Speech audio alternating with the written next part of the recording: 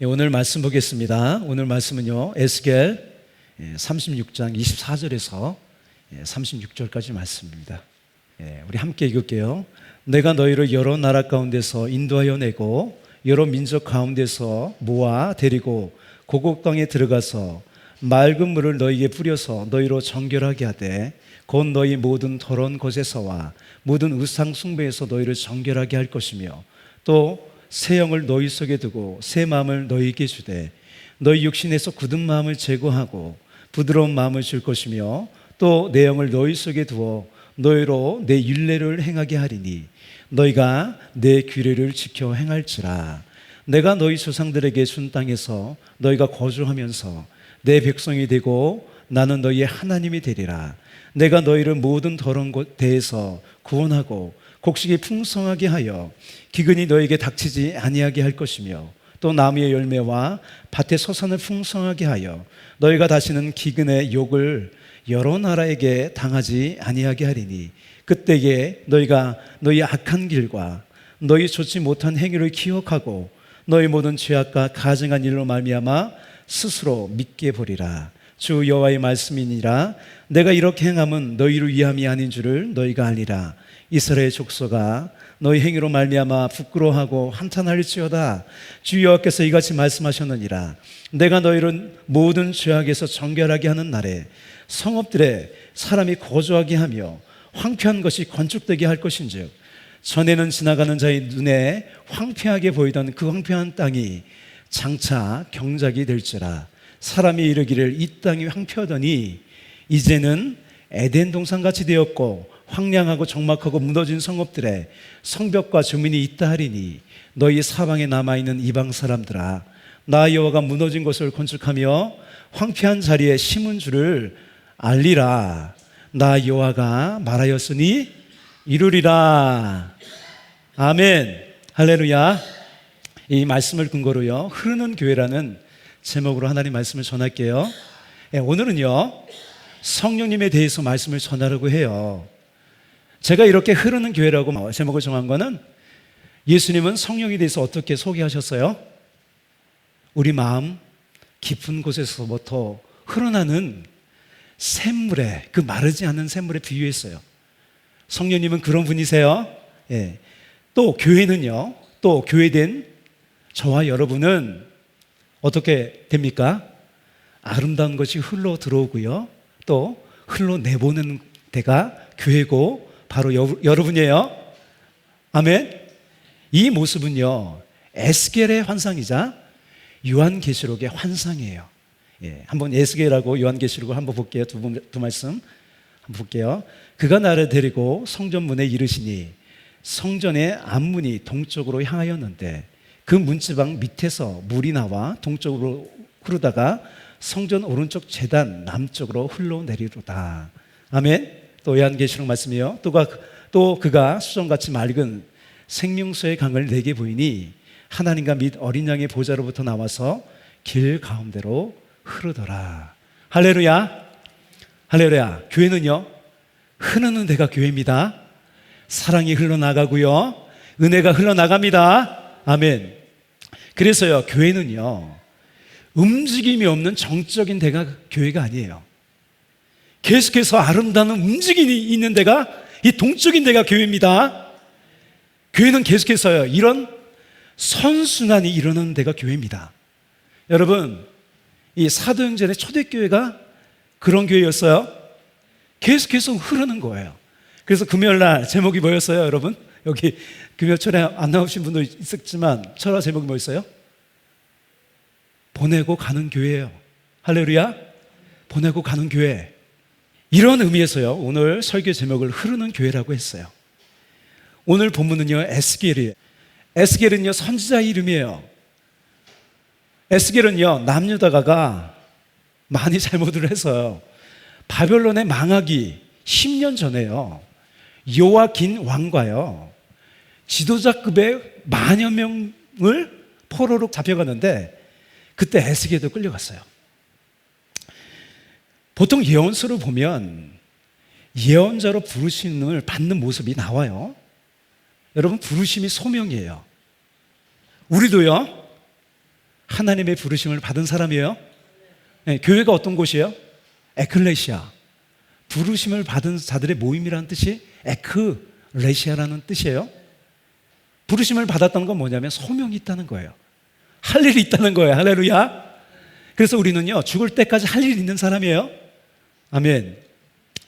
에스겔은요, 소명을 받기 전에 먼저 뭘 봤냐면 하나님에 대한 환상을 봤어요. 그것이 1장이에요. 2장에서요, 첫 번째 소명을 받았어요. 이 부분이 오늘 본문과 관계가 있어서 좀 볼게요. 에스겔서 2장 3절에서 10절이에요. 우리 함께 읽을게요. 예, 내게 이르시되 인자야 내가 너를 이스라엘 자손 곧 패역한 백성 나를 배반하는 자에게 보내노라. 그들과 그 조상들이 내게 범죄하여 오늘까지 이르렀나니 이 자손은 얼굴이 뻔뻔하고 마음이 굳은 자니라. 쭉 넘어가세요. 인자야 너는 비록 가시와 찔레와 함께 있으며 전갈 가운데서 거주할지라도 그들을 두려워하지 말고 그들의 말을 두려워하지 말지니라. 그들은 패역한 족속이라도 그 말을 두려워하지 말며 그 얼굴을 무서워하지 말지어다. 그들은 심히 패역한 자라. 그들이 듣든지 아니 듣든지 너는 내 말로 고할지어다. 이것이 좀 띄어놔두시고요. 이것이 에스겔에 준 소명이었어요. 기원전 586년에요. 바벨론에 의해서 하나님 백성이 이스라엘을 멸망했고요. 하나님의 성전이 파괴됐어요. 이것은요, 바벨론의 힘이 강해서만이 아니에요. 하나님께서요, 바벨론을 들어서 이스라엘을 심판한 거예요. 그런데 이 심판은 완전히 망하게 하는 심판이 아니에요. 다시 돌이키려고, 일으키려고 하신 거죠. 그러면 왜 이스라엘은 하나님의 심판을 받을 수밖에 없게 되었을까요? 그것이 에스겔 이 2장에서 말하는 거예요. 여기서 말하는 게 뭐예요? 이스라엘이 패역한 백성이 됐다는 거예요. 여러분, 패역하다는 건 뭐예요? 반역하는 거예요. 반역. 배반하고 반역한다 했다는 거예요. 이스라엘이요, 겉으로는요 하나님을 섬긴다고는 하나 왜 하나님을 반역하는 백성이 되었을까요? 그 근본적인 이유가 뭐예요? 마음이 굳어졌기 때문이에요. 여러분, 굳은 마음을 가지면 얼굴이 뻔뻔하게 돼요. 얼굴이 뻔뻔하게 된다는 것은 뭐냐면 마음이 완고하게 돼서요 굳어지는 거예요. 굳어져. 마음이 완고하게 되면요 악한 사람이 되어서 어떻게 돼요?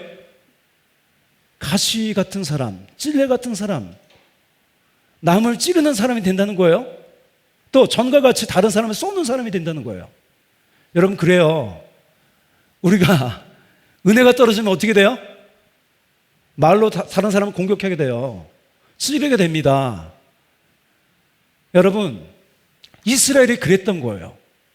날마다 하나님 앞에 나아가서 이 선순환이, 마음의 선순환이 있어야 되는데 굳어지는 거예요. 점점. 그렇게 돼서 이스라엘이 멸망당한 거예요. 그런 이스라엘을요 돌이키시기 위해, 회복시키기 위해 하나님 심판을 하신 거예요. 여러분, 하나님께서 세상을 홍수로 심판하시잖아요. 이유가 뭐예요? 세상이 부패했기 때문이에요. 부패. 이 부패의 중심에요 사람의 마음이 있어요. 이렇게 되어 있어요. 그때 온 땅이 하나님 앞에 부패하여 포악함이 땅에 가득한지라. 하나님이 보신즉 땅이 부패하였으니 이는 땅에서 모든 혈육 있는 자의 행위가 부패하였습니다. 에레미야 17장 9절이에요. 만물보다 거짓되고 심히 부패한 것은 마음이라. 그렇다면 왜 사람의 마음이 부패하게 될까요? 마음의 선순환이 일어나지 않기 때문이에요. 이것은요 만물의 이치와도 같아요. 여러분, 세상이 이렇게 유지가 되는 것은요 계속해서 순환하기 때문이에요. 여러분, 신선한 바람이 들어와서 공기가 순환이 돼요. 또 사람을 포함한 모든 생물이 뭐로 살아가요? 물로 살아가는데 여러분, 고여있는 물은 썩어요. 그래서 하나님께서요 끊임없이 물이 흐르게 하셨어요. 땅에 있는 물이 증발해서 하늘로 올라가요. 근데 신기한 것은 뭐예요? 대기권 바깥으로는 안 가요. 물이. 그걸 가둬놨어요. 그래서 뭐가 돼요? 구름이 되죠. 그래서 어떻게 돼요? 구름이 가득 차서 부딪히면요, 다시 비가 내려요. 그러면서 어떻게 돼요? 이 공기에 있는 나쁜 오염물질이 다 내려요. 그래서 여러분, 비가 내리면 어떻게 돼요? 화창하게 되는 거예요. 예. 바다도요, 여러분 가만히 있는 것 같지만 순환하고 있어요. 순환하고 있어요. 해류가 있는 거예요. 여러분, 이제 태풍이 올 텐데요. 예, 여러분, 태풍이 나쁜 것만은 아니에요. 강력한 순환 시스템이 작동하는 거예요. 여러분 태풍 없으면요, 이 지구 썩어요. 바다도 썩어요. 바다 깊은 곳에요, 산소가 공급될 수 없어요. 태풍이 불지 않으면. 마찬가지예요. 우리 마음이 부패하지 않으려면 어떻게 됩니까? 성령의 바람 우리에게 불어와야 됩니다. 그래야 우리는 썩지 않아요. 부패하지 않는 거예요. 이스라엘이 그걸 못한 거예요. 그래서 부패하게 되고 그렇게 망한 거예요. 하나님께서 그러면 어떻게 회복하실까요? 그걸 회복하시는 거죠. 그걸. 오늘 본문이 36장인데 37장에 보면 여러분 잘 아시는 마른 뼈가 살아나는 기적이 나와요. 여러분, 마른 뼈를 살게 하는 건 뭐예요? 결국 하나님 말씀이고요, 하나님의 생기입니다. 예. 이 생기는 뭐예요? 루악, 영의 영. 에스겔서 30장 5절하고요 14절 한번 볼까요? 주 여호와께서 이 뼈들에게 이같이 말씀하시기를, 내가 생기, 루악이에요, 생기를 너희에게 들어가게 하리니 너희가 살아나리라. 할렐루야. 새로운 창조가 일어난다는 거예요. 또 내가 또 내 영, 이것도 루악이에요. 루악을 너희 속에 두어 너희가 살아나게 하고. 성경 에스겔은요, 뭘 말하냐면 하나님의 백성의 부패함을 드러내고요, 부패를 회복시키기 위해서요, 환상을 보는데, 예언을 하는데 뭘 예언합니까? 오늘 본문과 같이 하나님의 성령을 예언하는 거예요. 할렐루야. 예, 하나님의 생명으로 살아나는 그 중심에 하나님의 영, 성령님의 활동이 있는 거예요. 첫 번째 볼까요? 첫 번째 되지. 한번 따라할까요? 맑은 물을 뿌려서 정결하게 하신다. 예. 본문의 직접적인 대상은 누구예요? 바벨론의 포로로 잡혀간 사람들을 위해서 예언한 거예요. 물론 우리에 대한 예언이기도 해요. 여러분, 바벨론의 포로로 끌려갔는데 그 기간이 얼마입니까? 얼마 동안 바벨론에 잡혀 있었어요? 예, 70년이에요. 70년. 그런데 예레미야를 통해서 하나님께서 뭐라고 하셨냐면 그 시간을 정화하는 시간이라고 했어요. 정화하는, 깨끗하게 되는 시간이라고 했어요. 그렇다면 왜 70년일까요? 왜 70년일까? 70년이면요, 세대수로요, 3세대예요. 여기 3세대가 같이 나왔잖아요. 할아버지가 있어요. 그죠? 아버지가 있어요. 아버지는 없는데 아버지가 있어요. 그러면 누가 있어요? 자녀들이 있는 거예요. 70년, 3세대인 거예요. 여러분, 이 말씀을 보면 70년 생각하면서 그런 3세대를 생각하면 이런 말씀이 생각나요. 여러분, 우상을 섬기지 말라면서 하나님 뭐라고 하셨어요? 나를 미워하는 죄를 갚되 아버지로부터 아들에게로 3, 4대까지 이르게 하거니와. 이것을 고스란히 이 이스라엘 역사가 말해주는 거예요. 이스라엘은요, 결국 하나님을 버리고 우상을 숭배했기 때문에 망했어요. 포로로 잡혀간 1세대와 2세대 사람들은요, 포로지에서요, 자손들을 위해서요, 고생하며 헌신했어요. 여러분, 가장 길게 고생한 사람이 누구예요? 2세대 사람들이죠. 2세대 사람. 여러분, 이 포로로 잡혀갔어요. 그죠?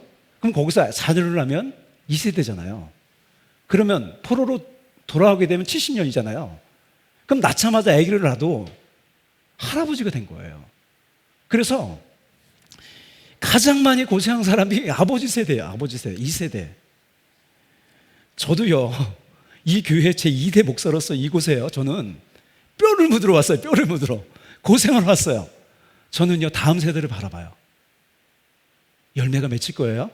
아멘. 예. 그런데 여러분, 고생한 만큼 가장 칭찬을 많이 받을 사람도요, 2세대 사람이에요. 할렐루야. 여기 사모님 2세대잖아요. 그죠? 우리 정혁기 목사님 2세대잖아요. 그죠? 지금까지 고생하셨어요. 하나님께서 칭찬하십니다. 아멘. 결국 포로로 귀환하는 주축의 사람들은 3세대 사람이야. 뭐 에스라, 느헤미야 이런 3세대 사람이었어요. 이 3세대 사람들은요, 특별히 할아버지와 특별히 바로 위에 아버지의 수고 헌신 때문에요, 이렇게 포로로 귀환할 수 있었던 거예요. 여러분, 이 모습을 보면 하나님의 관점으로 보면요, 인류의 역사를 이 3세대로 나눌 수 있어요. 어떻게요? 하나님의 관점으로. 여러분, 제1세대 구약시대는 누구의 시대예요? 누가 전면에 나타나셨어요? 성부 하나님이 전면에 나타난 시대가 구약시대예요. 그럼 제2세대 시대는 어떤 시대일까요? 예수님이 이 땅에 오신 시대입니다. 여러분, 예수님이 그래서 가장 고생을 많이 하셨어요. 직접 이 땅까지 오셨고요, 십자가에서 직접 죽으셨습니다. 할렐루야. 구원을 이루셨어요. 그래서 아까 찬양했잖아요. 주 앞에 흐르는 생명수 날씨에서 정하게 하시네. 누가 이렇게 하셨습니까? 예수님이 하신 겁니다. 그러면 오늘날의 시대는 어떤 시대예요? 제3세대죠. 예수님이 부활하셨어요. 부활하시고 제자들한테 찾아오셔서 뭐라고 하셨어요? 숨을 내쉬며 가라사대 성령을 받으라고 하셨습니다. 그리고 예수님이 40일 동안 제자들에게 부활한 모습을 보이시고 승천하시면서 뭘 약속하셨습니까? 성령을 부어주시겠다고 약속하셨습니다. 그래서 오순절날 성령으로 충만하게 된 거예요. 할렐루야. 그래서 예수님께서 우리의 마음을 정결하게 하셨는데, 그것이 본문 24절, 25절이에요. 우리 함께 읽을게요. 내가 너희를 여러 나라 가운데서 인도하여 내고 여러 민족 가운데서 모아 데리고 고국 땅에 들어가서 맑은 물을 너희에게 뿌려서 너희로 정결하게 하되 곧 너희 모든 더러운 곳에서와 모든 우상 숭배에서 너희를 정결하게 할 것이며. 예수님은요, 맑은 물로 우리의 마음을 정결하게 하시는데 특별히 뭐예요? 뭘 정결하게 하신대요?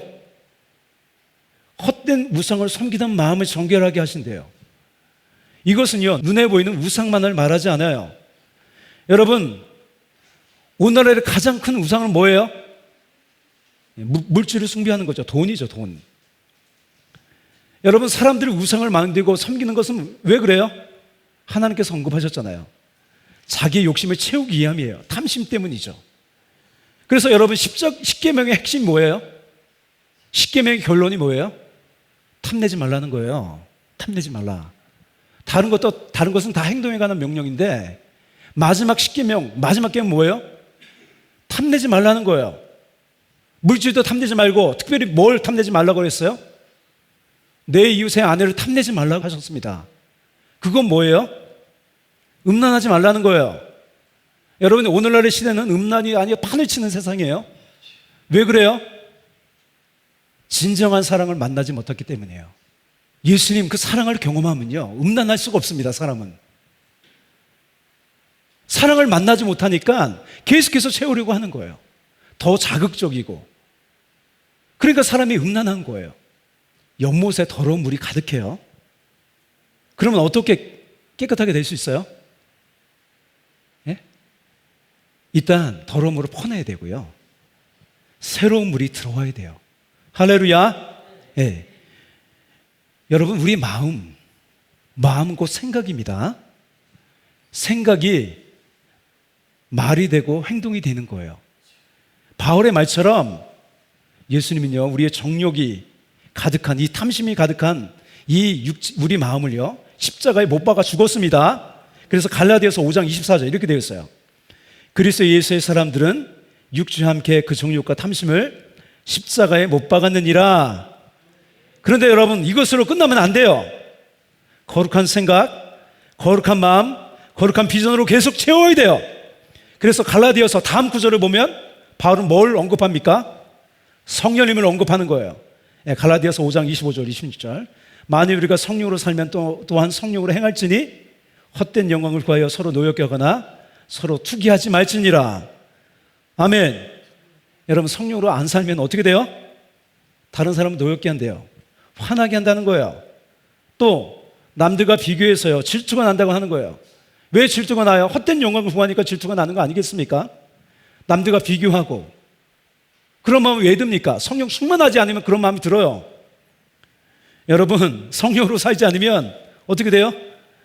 아이고 내 신세야 하고 신세한테는 하게 됩니다. 예. 두 번째요. 한번 따라 할까요? 성령의 바람 내 마음에 불어와. 예. 이 하람이 하준이가요, 취임 예배 때 여기 화초를 갖다 놨어요. 근데 화초 이름을 제가 몰라요. 그냥 잎사귀 큰 거. 걔가요, 여기 놨더만 바람이 안 통하니까 죽어가는 거예요. 그래서 어디 갖다 놨냐면 저기 복도 저기 바람 잘 드는 곳에 갖다 놨어요.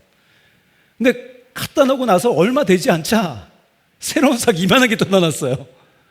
그리고 잎사귀가 다시 살아났어요. 보세요, 나가다 한번. 우리도 마찬가지예요. 예. 사람이 하나님께서 살려놓으셨어요. 그런데 하나님을 멀리하고 성령으로 충만하지 않으면 우리도 이렇게 돼요. 어떻게 돼요? 바람을 받아야 돼요. 성령의 바람이 우리 마음 가운데 불어와야 돼요. 아멘. 여러분, 세상은요 우리의 마음을 굳어지게 하고요 완악하게 만들어요. 우리의 마음에 성령의 바람, 하나님의 생기가 불어와 우리의 마음을 부드럽게 하셔야 돼요. 예, 거룩한 물이 계속해서 흘러 들어와야 돼요. 할렐루야. 그래서 26절은요 또로 시작하네요. 또 연관되어 있다는 거예요. 26절을 한번 함께 읽을게요. 또 새 영을 너희 속에 두고 새 마음을 너희에게 주되 너희 육신에서 굳은 마음을 제거하고 부드러운 마음을 줄 것이며. 할렐루야. 아멘.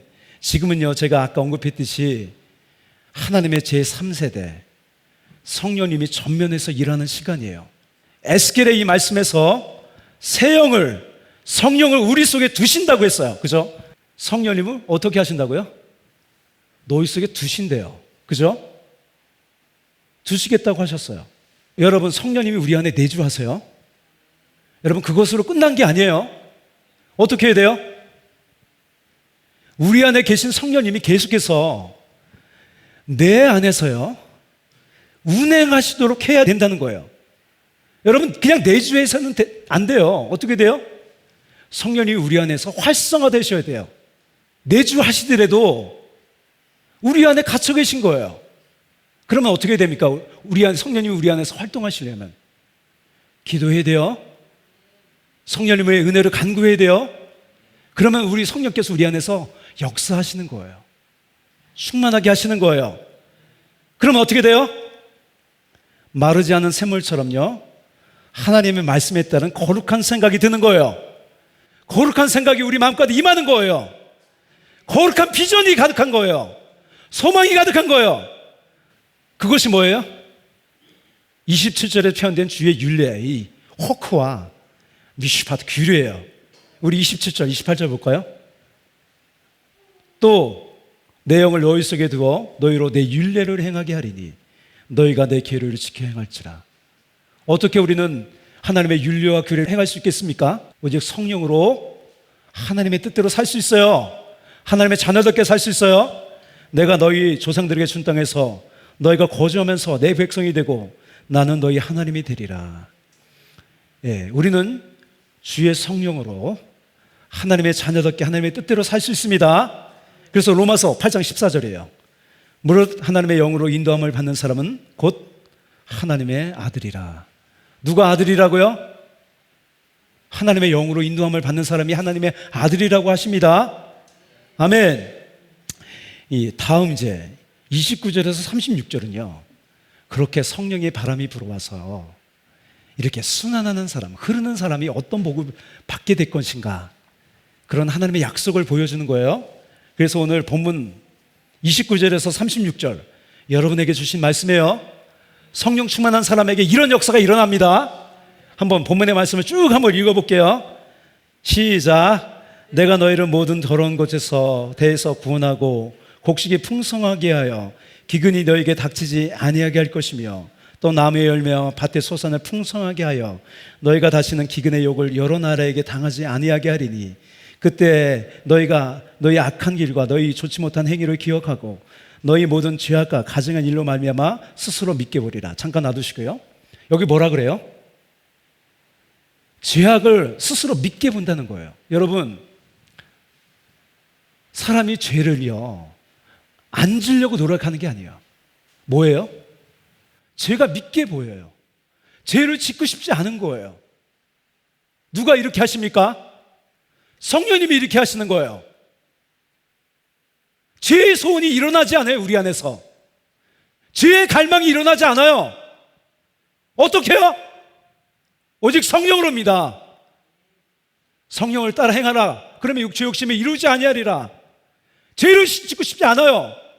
다시는 거짓말하고 싶지 않아요. 우리 힘으로 그렇게 된다고요? 아니에요. 오직 성령으로 그렇게 됩니다. 예, 다음 볼게요.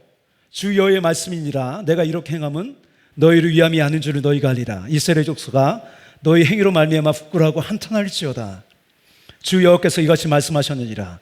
내가 너희를 모든 죄악에서 정결하는 날에 성읍들에 사람이 거주하게 하며 황폐한 것이 건축되게 할 것인즉, 전에는 지나가는 자의 눈에 황폐하게 보이던 그 황폐한 땅이 장차 경작이 될지라. 사람이 이르기를 이 땅이 황폐하더니 이제는 뭐가 같은데요? 에덴 동산같이 되었고 황량하고 적막하고 무너진 성읍들에 성벽과 주민이 있다 하리니, 너희 사방에 남아있는 이방 사람이 나 여호와가 무너진 곳을 건축하며 황폐한 자리에 심은 줄을 알리라. 나 여호와가 말하였으니 이루리라. 할렐루야. 예, 말씀을 이제 정리할게요. 오늘은 어떤 제목으로 말씀을 봤어요? 흐르는 교회라고 했어요. 여러분, 썩지 않으려면 흘러야 됩니다. 흘러야 돼요. 움직여야 돼요. 여러분, 기도해야 돼요. 예, 성령 충만을 간구해야 돼요. 아멘. 여러분, 마음의 문을 여십시오. 오늘날 시대는요, 닫혀있는 마음의 시대예요. 마음의 문을 여십시오. 성령님을 인정하십시오. 그러면 어떻게 됩니까? 예수 그리스도의 보혈로 우리 마음을 깨끗하게 하세요. 그 깨끗한 마음에 두 번째죠, 성령의 바람이 불어옵니다. 헛된 우리의 마음 다 불어내버립니다. 할렐루야. 그래서 성령의 바람 불어오면요, 나의 영도, 마음도, 또 생각도, 육체도 하나님의 생명으로 충만하게 하십니다. 아멘. 우리의 마음이 이 35절의 약속처럼 기쁨이 넘치는 에덴 동산 같게 하십니다. 할렐루야. 예, 우리 기도할게요. 사랑과 은혜가 풍성하신 주님, 오늘도 이같이 불러주셔서 감사합니다.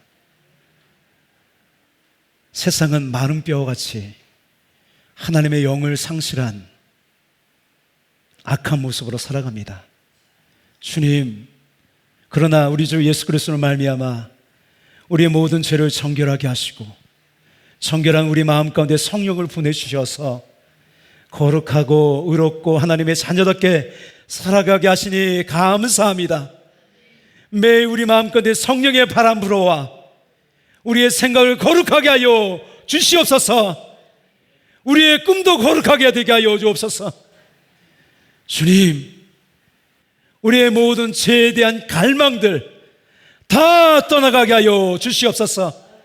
헛된 욕심들 다 성령의 바람 불어와 몰아내 주시옵소서. 주님, 감사합니다.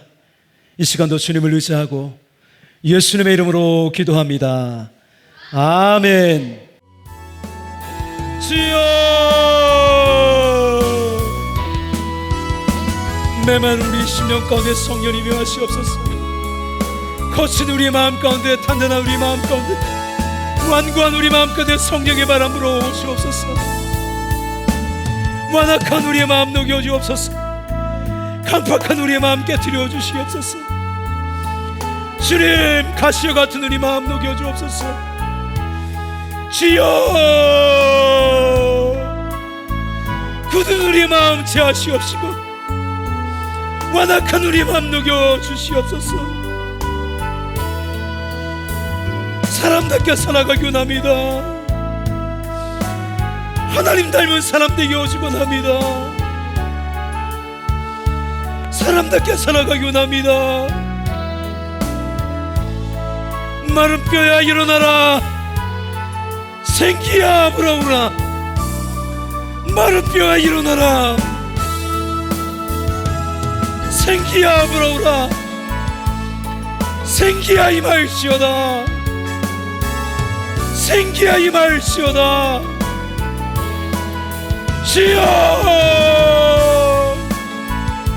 주여 메마른 우리의 심령 위에 성령을 부어 주옵소서. 성령을 부어 주옵소서. 성령을 부어 주옵소서.